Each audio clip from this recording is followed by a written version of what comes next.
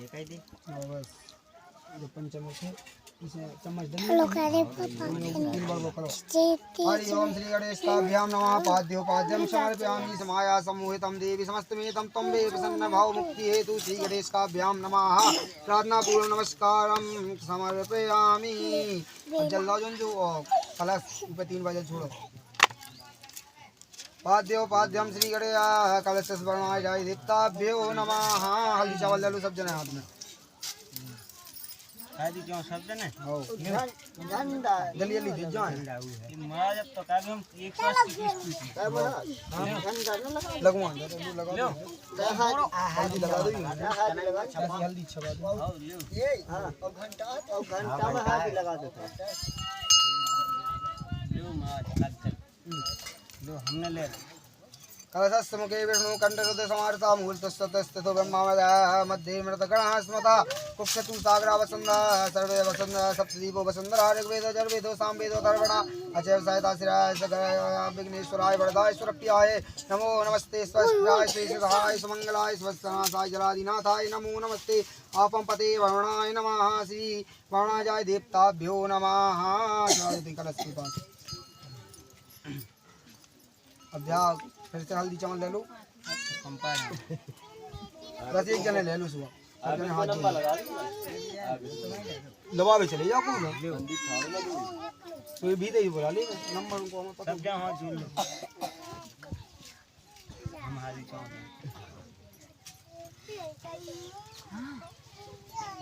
रंग लगा ले गौरी पदम सची मेरा सावित्री विजया जरा देव सेना स्वादा स्वाहा मातु लोक मातरा दीदी पुष्टि स्तता पुष्टिरा कुल देवता गणेश नाधिका हो रद्रे पूजत पूर्ण समात्का अन्य पूजा श्री गणेश काव्यम नमः सूर समात्काभ्यो नमः। ये छोड़ देना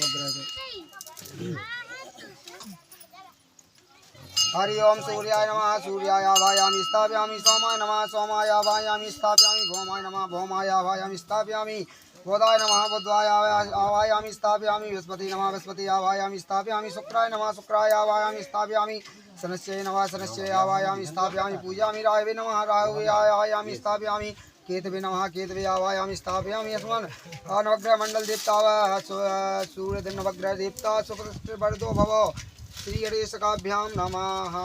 ब्रह्मा मुरारित परांतकारी भानु सचिवो विदुरूपदस्य गुरु शुक्र शनि राहु केतव सर्वे ग्रह शांति करा भवन्तु। बोलिए गणेश जी महाराज की जय।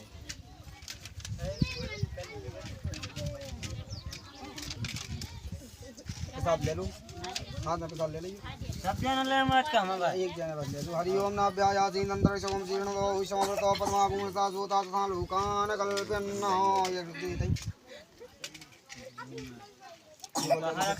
ऊपर रख दूं कलावा पता तू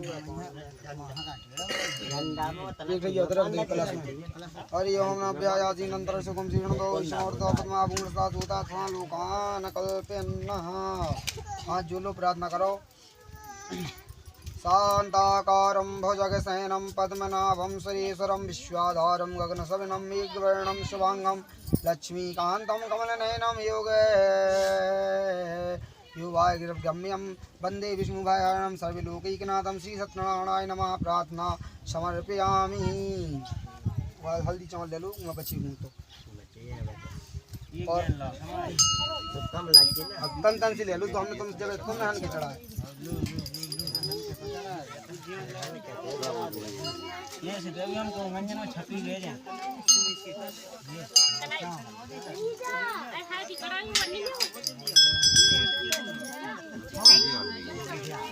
आओ तो धाई है तो अब शांत रहियो। श्री गणेशाय नमः। श्री सरस्वती नमः। श्री गुरुचरण कमलेभ्यो नमः। एकदा सोनकादेश सर्वसु सूतो अपौण खलु।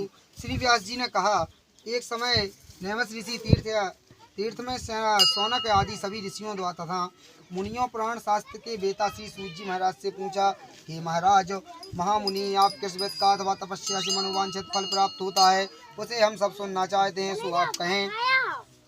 श्री सूत जी बोले, इसी प्रकार देवर्षि नारद जी द्वारा भी पूछे जाने पर भगवान कमलापति ने उनसे ऐसा कहा था।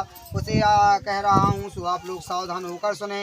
एक समय योगी नारद जी लोगों के कल्याण की कामना से विविध लोकों में भ्रमण करते हुए मृत्यु लोक आए।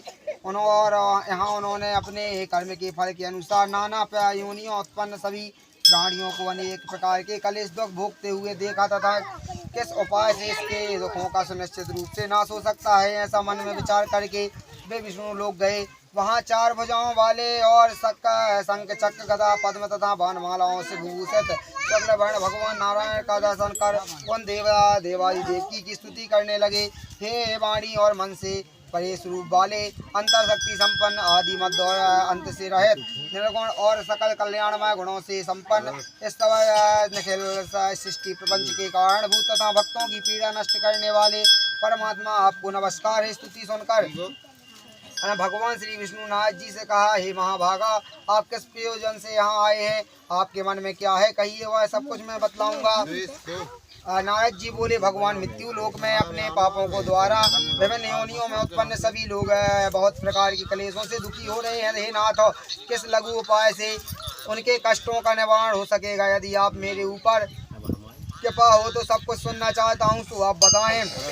हे भगवान, हे वत्स, संसार के ऊपर अनुग्रह करने वाले इच्छा के मन में अपने बहुत अच्छी उत्तम बात पूछी है, जैसे कि करने से प्राणी मोह से मुक्त हो जाता है, उसे आपको बताता हूँ, तो सुने। हे वत्स, स्वर्ग और मृत्यु लोक में दुर्लभ भगवान सत्यनारायण एक महान पुण्य व्रत है। आप क्या है, आपके स्नेह के कारण इसी समय में उसे कह रहा हूँ, तो अच्छे विधि विधान से सुने। भगवान सत्यनारायण व्रत करके मनुष्य शीघ्र सुख प्राप्त करके परलोक में मोक्ष प्राप्त कर सकता है। भगवान की ऐसी वाणी सुनकर नारद जी मुनियों से कहा, की फलम की विद्वान चकिता केने ततो व्रतम तसत्ता विस्तार विदा कदा कार्यम व्रतम प्रभु। हे नारद जी बोले, प्रभु, इस व्रत के करने का फल है क्या है, इसके विधान क्या है, इस व्रत को किसने किया है और कब इसे करना चाहिए, यह सब विस्तार पूर्वक बतलाइए। सत्यनारायण व्रत दुख शोक आदि का शमन करने वाला है, धान धान्य की वृद्धि करने वाला है, सौभाग्य और संतान देने वाला है तथा सर्वत्र विजय प्रदान कराने वाला है। जिस किसी भी दिन भक्ति और श्रद्धा से समन्वित होकर मनुष्य ब्राह्मणों और बंधुओं के साथ धर्म पर तत्पर होकर सायकाल भगवान श्री सत्यनारायण का पूजन करके नैवेद्य के रूप में उत्तम कोटि के भोजनीय पदार्थों को सवाय मात्रा में भक्ति पूर्वक अर्पित करनी चाहिए। केले का फल, घी, दूध, गेहूं का चूर्ण अथवा गेहूं के चूर्ण के अभाव सटी चावल का चूर्ण, शक्कर या गुड़, यह सब भक्ति सामग्री सवाय मात्रा में एकत्रित करके निवेदित करनी चाहिए। बंधुओं के साथ श्री सत्यनारायण व्रत भगवान की कथा सुनकर ब्राह्मणों को दक्षिणा देनी चाहिए। तदंतर बंधुओं के साथ ब्राह्मणों को भोजन कराना चाहिए। भक्ति पूर्वक प्रसाद ग्रहण करके नृत्य गीत आदि का आयोजन करना चाहिए। तदंतर भगवान सत्यनारायण का स्मरण करते हुए अपने घर जाना चाहिए। ऐसे करने से मनुष्यों की अभिलाषा अवश्य को ही पूर्ण होती है। सो विशेष रूप से कलयुग में पृथ्वी लोक में यह सबसे छोटा सा उपाय है। श्री स्कंद पुराण है अंतर्गत रेवा खंडे श्री सत्यनारायण भगवान की जय। श्री गणेशाय नमः, श्री सरस्वती नमः, श्री गुरु चरण कमलेभ्यो नमः। हे ध्वज श्रेष्ठ, अब मैं पुनः पूर्व काल में जिससे सत्यनारायण का व्रत किया है उसे भली भांति विस्तार पूर्वक कहूँगा। रमणीय काशी नामक नगर में कोई अत्यंत निर्धन ब्राह्मण रहता था। भूख और प्यास से व्याकुल होकर वह प्रतिदिन पृथ्वी पर भटकता रहता था। ब्राह्मण प्रिय भगवान ने उस दुखी ब्राह्मणों को देखकर वृद्ध ब्राह्मण का रूप धारण करके उस ध्वज से आदर पूर्वक पूछा, हे विप्र, प्रतिदिन अत्यंत दुखी होकर तुम किस लिए पृथ्वी पर भ्रमण करते हो? हे ध्वज श्रेष्ठ, यह सब बतलाओ, मैं सुनना चाहता हूँ। ब्राह्मण बोले, प्रभु, मैं अत्यंत दारिद्र ब्राह्मण हूँ और भिक्षा के लिए पृथ्वी पर घूमा करता हूँ। यदि मेरी इस दारिद्रता दूर करने का आप कुछ उपाय जानते हैं तो कृपा पूर्वक बतलाइए।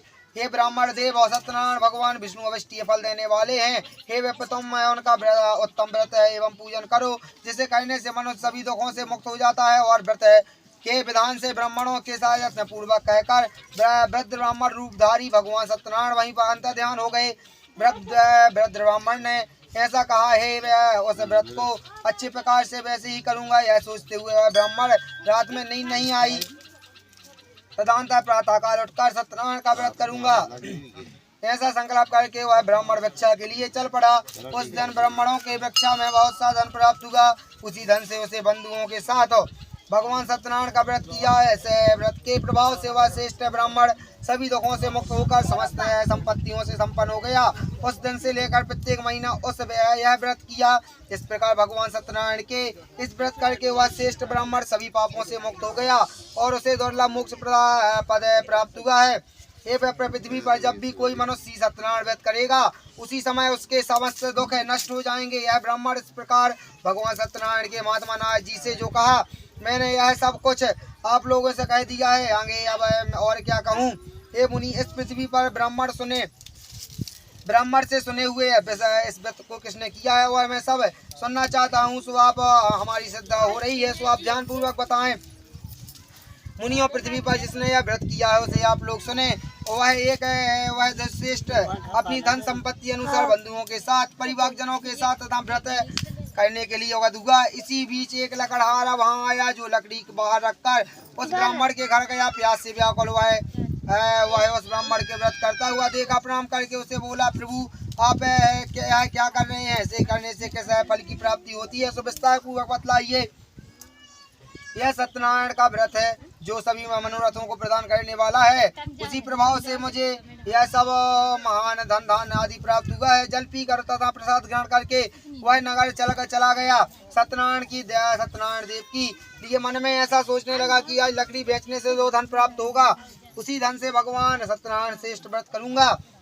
इसी प्रकार मन में चिंतन करता हुआ लकड़ी को मस्तक पर रखकर उस सुंदर नगर में गया जहाँ धन संपन्न लोग रहते थे। उस दिन उसने लकड़ी का दुगना मूल्य प्राप्त किया।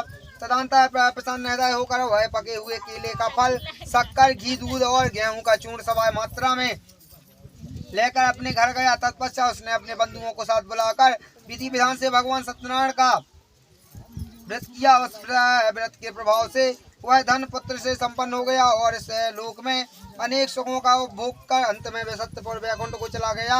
स्कंद पुराण अंतर्गत रेवा खंडे श्री सत्यनारायण व्रत कथा द्वितीय अध्याय। बोली सत्यनारायण भगवान की जय। अब ले रहा सीधे 5 मिनट पर छोड़ दो 5 मिनट अध्याय में कम दिखाते तो वो मंगवाया तो मैं छोड़ दूं। ले लो पानी मिला लो। निकल वो क्या डाल दे तो पत्ता क्या डाल दे। 1 लोटा पानी लेता ही साथ पानी भात पीवे पानी तो सो जाता ही है। लोटा गिलास और लोटा भर लेता पानी तो बस राम दो अब इतना ही। अब ना गीला खाओ। सही है भव हुई। श्री गणेशाय नमः, श्री सरस्वती नमः, श्री गुरु चरण कमलेभ्यो नमः। श्रेष्ठ मुनियों, अब मैं पुनः आगे की कथा कहूँगा तो आप लोग ध्यान पूर्वक सुने। प्राचीन काल में उल्कामुख नामक एक राजा था। वह जितेंद्रिय सत्यवादी तथा अत्यंत बुद्धिमान था। वह विद्वान राजा प्रतिदिन देवालय जाता और ब्राह्मणों को धन देकर संतुष्ट करता था। कमल के समान मुख वाली उसकी धर्म पत्नी शील विनय एवं सौंदर्य आदि गुणों से संपन्न तथा पति परायण थी। राजा एक दिन अपनी धर्म पत्नी के साथ भद्रशील नदी तट पर श्री सत्यनारायण व्रत कर रहा था। उसी समय व्यापार के लिए अनेक प्रकार की पुष्पकल धनराशि से संपन्न एक साधु वाणिक वहाँ आया। भद्रशील नदी के तट पर नाव को स्थापित कर वह राजा के समीप गया और राजा को इस व्रत को दीक्षित देखकर विनयपूर्वक पूछने लगा, हे राजन, आप भक्ति युक्त चित्त से क्या कर रहे हैं? कृपया यह सब बतलाइए, इस समय मैं सुनना चाहता हूँ। हे साधु, पुत्र आदि की प्राप्ति कामना से बंधुओं के साथ मैं अतुल तेज संपन्न भगवान विष्णु व्रत का पूजन कर रहा हूँ। राजा की बात सुनकर साधु आदर पूर्वक कहने लगा, हे राजन, इस विषय में आप मुझे सब कुछ विस्तार से बतलाइए। आपके कथा अनुसार मैं व्रत का एवं पूजन करूंगा। मुझे भी संतति नहीं है, इससे अवश्य संतति प्राप्त होगी ऐसा विचार कर वह व्यापार से निमित्त होकर आनंद पूर्वक अपने घर गया। उसने अपनी भार्या संतति प्रदान करने वाले सत्यदेव की विस्तार पूर्वक बतलाया तथा जब मुझे संतति प्राप्त होगी तब मैं इस व्रत को करूंगा। इस प्रकार वह साधु ने अपनी भार्या लीलावती से कहा। एक दिन उसकी लीलावती नाम की सती साध्वी भार्या पति के साथ अनंत ऋतुकालीन धर्मचरण उसी प्रवृत्त हुई और भगवान श्री सत्यनारायण कृपा से उसकी वह भार्या गर्भिणी हुई। 10वें महीने में उसने कन्या रत्न रूपी उत्पत्ति हुई। वह शुक्ल पक्ष की चंद्रमा की भांति दिन प्रतिदिन बढ़ने लगी। उस कन्या का नाम कलावती नाम रखा गया। इसके बाद एक दिन लीलावती ने आया है अपने स्वामी से मधुर वाणी में कहा, आप पूर्व काल में संकल्पित सी सत्यनारायण व्रत क्यों नहीं कर रहे हैं? प्रिय, इसके विवाह के समय व्रत करूंगा। इस प्रकार अपनी पत्नी भली भांति असुत कर रहा व्यापार करने के लिए नगर की ओर चल पड़ा। इधर कन्या कलावती पिता के घर में बढ़ने लगी। प्रधानता धर्माज्ञ साधु ने नगर में सखियों के साथ कीड़ा करती हुई अपनी कन्या को विवाह योग्य देखकर आपस में मंत्रणा करके कन्या के विवाह के लिए श्रेष्ठ वर का अवसेरण करो, ऐसा दूत से कहकर शीघ्र ही उसने भेज दिया। उसकी आज्ञा प्राप्त करके दूत कंचन नामक नगर में गया। वहां से उन्हें एक बाणक का पुत्र लेकर आया। उस साधु ने बाणक के पुत्रों के सुंदर और गुणों से संपन्न देखकर अपनी प्रजाति के लोगों तथा बंधुओं के साथ संतुष्ट चित्त होकर विधि विधान से बाणक पुत्रों के साथ हाथ में कन्यादान कर दिया। उस समय वह साधु बाणक दुर्भाग्यवश भगवान का वह उत्तम व्रत भी भूल गया। पूर्व संकल्प के अनुसार विवाह के समय व्रत न करने के कारण भगवान उस पर रुष्ट हो गए। कुछ समय पश्चात उसने व्यापार कर्म में कुशल वह साधु बाणक काल की प्रेरणा से अपने दामाद के साथ व्यापार करने के लिए समुद्र समीप स्थित रत्नासारपुरी नामक सुंदर नगर में गए और वहाँ श्री संपन्न नव दामाद के साथ वह व्यापार करने लगा। तदंतर वे दोनों राजा चंद्रकेतु रमणीय उस नगर में गए। उसी समय भगवान श्री सत्यनारायण ने उसे भ्रष्ट प्रतिज्ञा देखकर उसे दारुण कठिन और महान दुख प्राप्त होगा यह श्राप दे दिया। एक दिन वह चोर राजा चंद्रकेतु के धन को चुरा कर वहीं आया जहाँ दोनों बाणक स्थित थे। वहां अपने पीछे दौड़ते हुए दूतों को देखकर भयभीत चित्त से वह धन वहीं छोड़कर शीघ्र छुप गया। इसके बाद राजा के दूत वहां आ गए जहां वह साधु बाणक तथा वहां राजा के धन को देखकर वे दूत उन दोनों बाणक पुत्रों को बांध कर ले गए और हर्ष पूर्वक दौड़ते हुए राजा से बोले, हे प्रभु, हम दोनों चोर पकड़ लाए हैं, इन्हें देखकर आप आज्ञा दें। राजा की आज्ञा से दोनों सीखी दृढ़ता पूर्वक बांधकर बिना विचार किए महान कारागार में डाल दिया गया। भगवान सत्यदेव की माया से किसी ने उस दोनों की बात नहीं सुनी और राजा चंद्रकेतु मुक्त करके राजाओं के सामने लाकर विनय पूर्वक बोले, महाराज, बेड़ी बंधन मुक्त करके दोनों बाणक पुत्रों को लाया गया है। इसके बाद दोनों महाजन बाणक पुत्र श्रेष्ठ चंद्रकेतु प्रणाम करके अपने पूर्व वृत्तांत का स्मरण करते हुए भय विह्वल हो गए और कुछ बोल न सके। राजा ने बाणक पुत्रों को देखकर आदर पूर्वक पूछा, आप लोग प्रबद्धवश यह महान दुख प्राप्त हुआ है, इस समय में अब कोई भय नहीं है। ऐसा कहकर उसने बेड़ी खुलवा कर छोड़ कर्म आदि करवाया। राजा ने वस्त्र अलंकार देकर उन दोनों बाणक पुत्रों को संतुष्ट किया तथा सामने बुलाकर बाणक पुत्र अत्यधिक आनंदित किया। पहले जो धन लिया था उससे दुगना धन देकर तदंतर राजा पुनः उससे कहा, साधो, अब आप अपने घर को जाएं। राजा के प्रणाम करके आपकी कृपा से सब हम जा रहे हैं। ऐसा कहकर उन दोनों महाविष्णुओं ने अपने घर की ओर प्रस्थान किया। इस प्रकार श्री स्कंद पुराण अंतर्गत एवं खंडे श्री सत्यनारायण कथा तृतीय अध्याय। बोलिए सत्यनारायण भगवान की जय।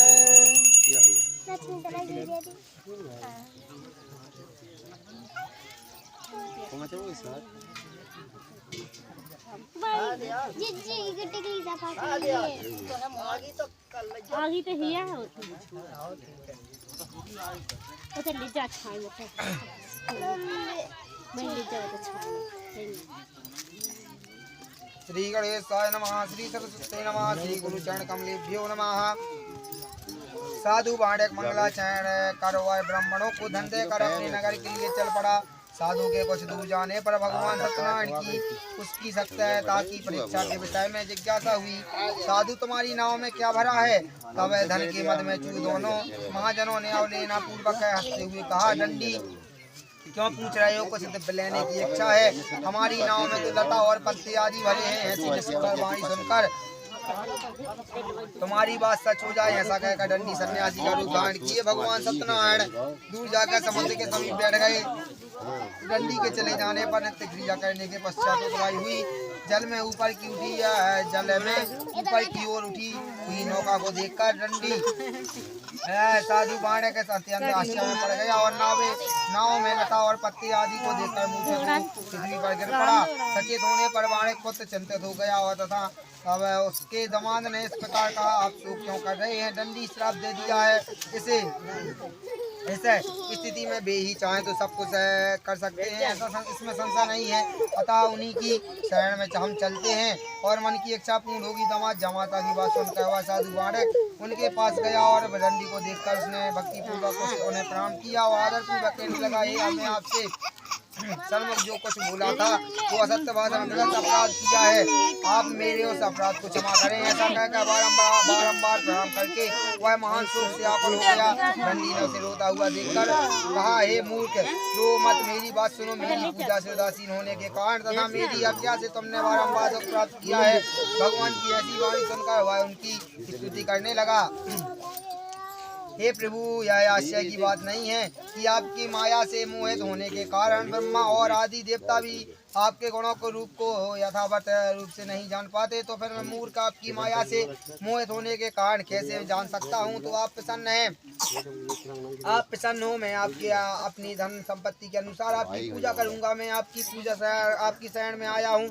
मेरा जो नौका में स्थित पुराना धन था उसकी तथा मेरी रक्षा करने से बाणक की भक्ति युक्त वाणी सुनकर भगवान जनार्दन संतुष्ट हो गए। भगवान हरि उसे अविष्टीय पर प्रदान करके वहीं अंतर ध्यान हो गए। उसके बाद साधु अपनी नौका में चढ़ा और उस धन धान परिपूर्ण देखकर भगवान सत्यदेव की कृपा से हमारा मनोरथ सफल हो गया है, ऐसा कहकर स्वजनों के साथ उसने भगवान विधिवत पूजा की। भगवान श्री सत्यनारायण कृपा से वह आनंद से परिपूर्ण हो गया और नाव में प्रबंध पूर्वक संभाल कर उसने अपने देश के लिए प्रस्थान किया। साधु बाणक ने अपने दामाद से कहा, आप देखो मेरी रत्नातार पूरी दिखाई दे रही है। इसके बाद उसने अपने धन की रक्षा के दूतों को अपने आगमन समाचार देने के लिए अपनी नगर की ओर भेज दिया गया।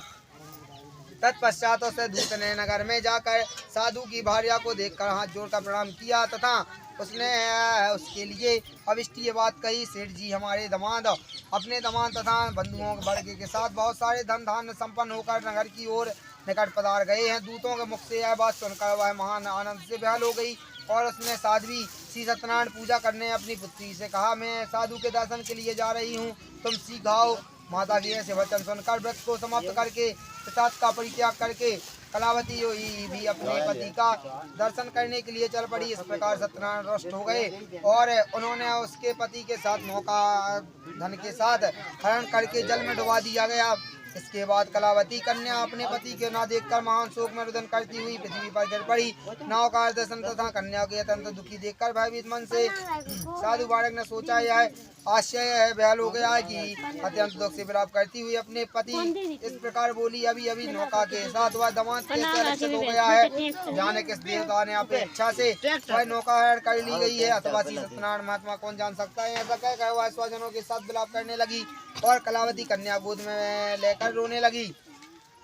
कलावती कन्या भी अपने पति के नष्ट हो जाने पर दुखी हो गई और पति पादुका को लेकर अनुगमन करने लगी। किसे उसने मन से निश्चय किया, कन्या के इस प्रकार से आचरण को देखकर भय सहित भार्या सहित वह धर्म के साधु बाणक अत्यंत शोक संतप्त में रह गया और सोचने लगा, या तो भगवान सत्यनारायण वह दामाद के साथ धन धान से भरी इस नौका को अपहरण कर लिया, अथवा हम सभी भगवान सत्यदेव की माया से मोहित हो गए हैं।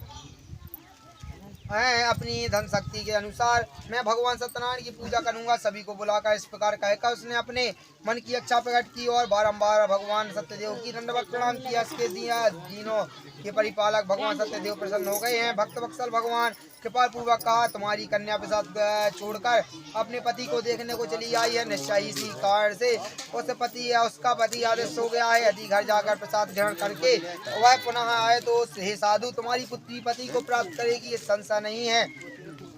कन्या कलावती भी आकाश मंडल से ऐसी वाणी सुनकर सीखी घर गई और उसने प्रसाद ग्रहण किया। पुनः आकर स्वजनों के साथ अपने पति को देखा। तब कलावती कन्या ने अपने पिता से कहा, अब तो घर चलें, अब विलम्ब क्यों कर रहे हैं। कन्या की यह बात सुनकर बाणक पुत्र संतुष्ट हो गया और विधि विधान से भगवान सत्यनारायण की पूजा करके धन आदि तथा बंधुओं के साथ अपने घर गया। तदंतर पूर्णिमा तथा संक्रांति सर्वोपरि भगवान सत्यनारायण का पूजन करते हुए इस प्रकार लोक में सुख भोग का अंत में वह सत्यपुर वैकुंठ को चला गया।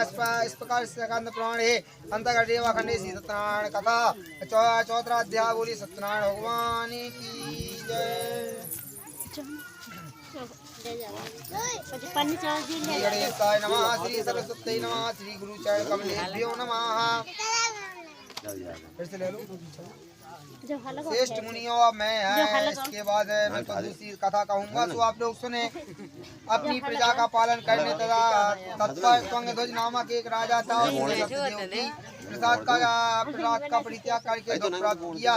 एक बार वह वन में जाकर वहाँ बहुत से पशुओं को मारकर वट वृक्ष के नीचे गया। आया वहाँ उसने देखा कि गोपगण बंधुओं के साथ संतुष्ट होकर भक्ति पूर्वक भगवान सत्यदेव की पूजा कर रहे हैं। राजा यह देखकर भी अहंकार वश ना तो वहाँ गया और ना उसने भगवान सत्यनारायण को प्रणाम किया। इसके बाद पूजन के अंत में सभी गोपगण भगवान का प्रसाद राजा के समीप रखकर वहाँ से लौट आए। इच्छानुसार उन सभी ने भगवान का प्रसाद ग्रहण किया और इसके इधर राजा को प्रसाद परित्याग करने का बहुत दुख हुआ।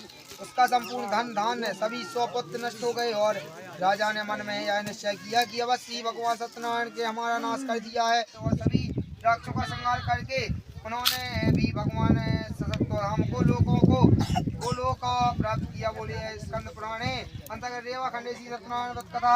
बोलिए सत्यनारायण भगवान की जय। बोलिए गणेश जी महाराज की जय। बोलिए हनुमान जी महाराज की जय।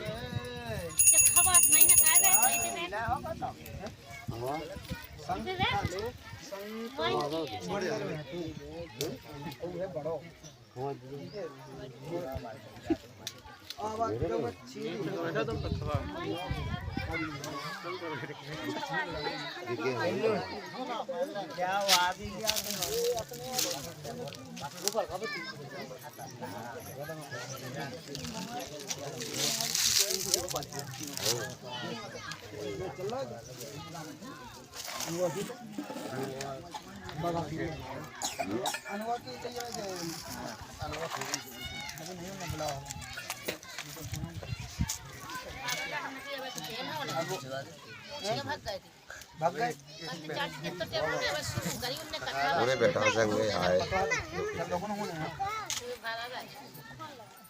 दुकानदार कहाँ है कथा हम लोग बताई है, लेकिन तो क्या आ जाओ वो आपको दिन बुरी पे आ गई तो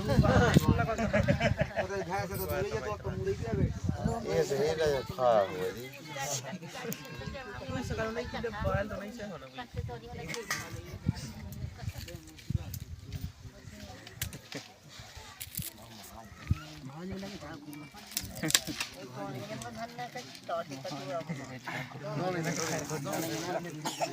आगे क्या है वो टाइम में आगे नीचे नहीं करने बनाओ सब मन खेल रहा है। ऊपर कसेड़ी सगा लो सबका पानी भर जा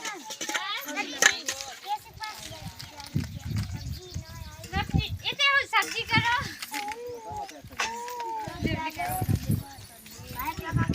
बिन्नू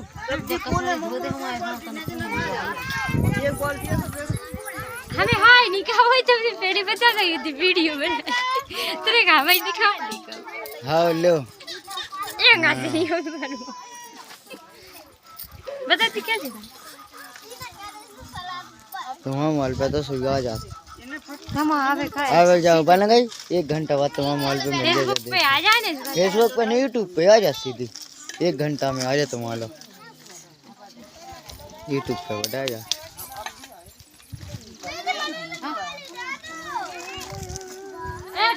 वंदना वंदना वंदना आ गई वंदना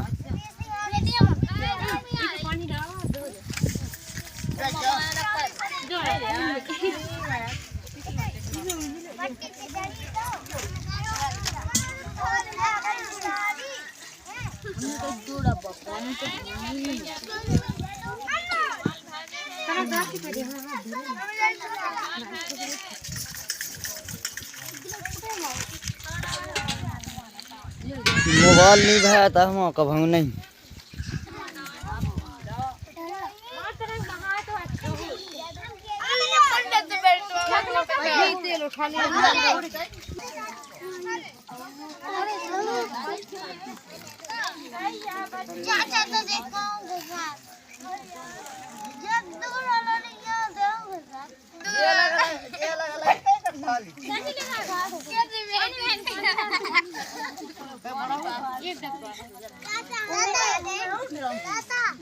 हाँ पानी खा ले